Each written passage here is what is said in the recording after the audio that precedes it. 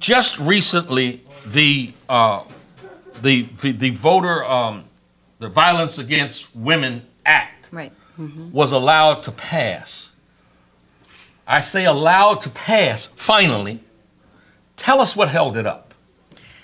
Well, what held it up sort of depends on who you ask, but if you ask me, which you are, I would say it was a confluence of a tremendous amount of pressure coming from groups across the progressive movement and across an ideological spectrum, frankly, who finally said, look, this thing passed for the first time 20 years ago. It has passed unanimously every time it's been up for reauthorization since. Republicans allowed it to expire last year because they just couldn't agree that all people, right, deserve protection from abuse.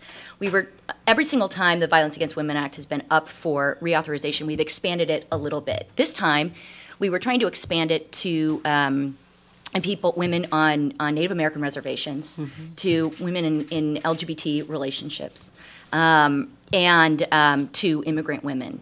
And essentially, Republicans said, look, some women deserve protection from abuse, but some just don't. And they believed that so strongly that they actually allowed this incredibly important bill, which has led to a huge drop in domestic violence incidents since it passed the first time 20 years ago, to expire.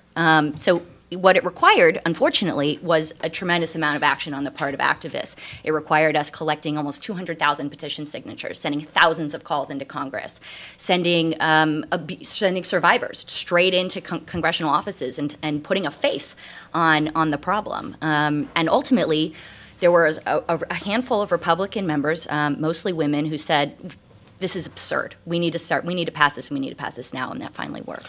You know, I like to think of myself as not so terribly ideological.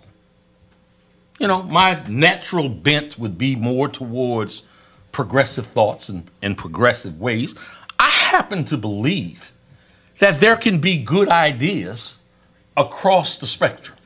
So I'm not some resolute draw a line in the sand.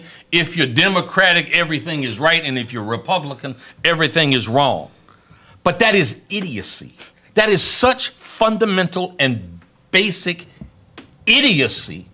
Let me ask you, you deal with this 24/7. What was the best BS that they could put on their reason for forcing this act to end and not just rubber stamping it along the route?